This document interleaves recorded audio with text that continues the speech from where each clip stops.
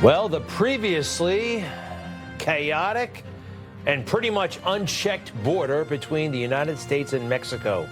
It is an entirely different situation under the Trump administration. Senator Roger Marshall, Republican of Kansas, strong ally of President Trump, just got back from the border. And what was he doing down there? Checking on his troops. We got 1st Infantry Division soldiers from Fort Riley, Kansas, who are helping secure the border in Arizona and beyond. Senator Marshall, welcome to Newsmax. How are you, and how was the trip? Yeah, great to be with you. And I'm just so proud of those troops you mentioned from Fort Riley, Kansas, home of the Big Red One, 700 soldiers down here supporting our Border Patrol officers. They're running intelligence. They're helping move around different troops as well. It is day and night on the border. I've been here 4 times now. Compared to just last December, it's day and night. You know, they were averaging over 2,000 border crossings a day here. Today, it's under 50. And to a person, they thank President Trump for making this big turnaround. Well, that's awesome. By the way, how many troops are there from the 1st Infantry Division, and how are they enjoying the work?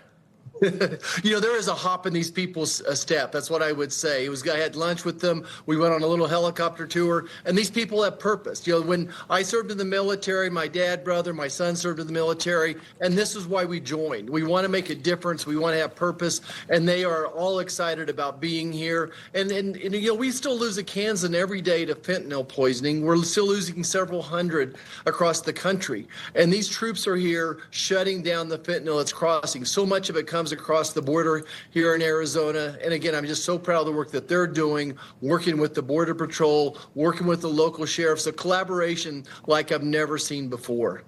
Well, that's awesome. And tell us a little bit, if you could, Kansas, how this has impacted Kansas. Some of us, you know, we think Kansas, we think the Wizard of Oz, and yeah, I haven't been there myself. One of these days, I got to get there. Especially, I want to see Garden City, Kansas. I have a special connection to Garden City. Anyway, how has it been affecting your state? Yeah, well, Greg, unfortunately, every state is now a border state. President Trump is trying to stop that. But the cartel is alive and well in Kansas. They have a significant establishment there. And all their, of course, their fentanyl and the other drugs come up through this border. So the more of it that we can stop right here at the border, the better. One thing I also did was bring local sheriff officers, police officers, KBI Director Tony Mativi on this trip as well to learn more and more about what the cartel looks like. The folks down here on the border are fighting them every day, tooth and nail. So they have so much to teach us as well. So hopefully what we learned today will save a Kansan's life. KBI, I remember it well from In Cold Blood, Truman Capote's classic, right there in Kansas. I really got to get there in person, and I promise you, Senator, I will. Hey, can I get your take on the big, beautiful bill? Look, there's some good people who are enthusiastic about it, good people who are not so enthusiastic about it. I understand you guys, you know, you're going to work it out, right? No, absolutely. So I think number one is I certainly understand that we need to cut more spending, and we'll get that done in the Senate. I think it's interesting as I talk to the Border Patrol officers down here and say, what do you need? It sounds like they wrote the one big, beautiful bill. There's $175 billion in this legislation going towards border security. It would add 700 miles of one big, beautiful wall, President Trump's wall, another 900 miles of river barriers, 700 miles of pedestrian barriers. It would increase the number of Border Patrol officers by 15%.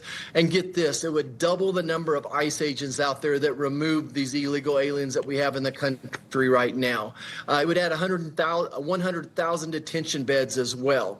What we need for the next 4 years from a funding standpoint to keep our border secure is right there in that one big, beautiful bill. It's not perfect. I like 90% of it. I want to cut more spending, and I think we'll get it done one way or the other. We need to for President Trump's to help support his position. President Trump's done his job. It's now up to Congress to do her job.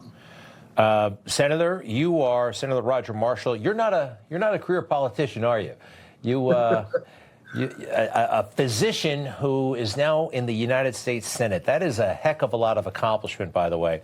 If you don't mind, tell us about your former life as a doctor and why you got into politics. Yeah, so I delivered a baby most every day of my life for some 25 years in rural Kansas, not too far from Garden City, a little city called Great Bend. And I had the opportunity, after being on call every day, every other day for 25 years, to run for Congress.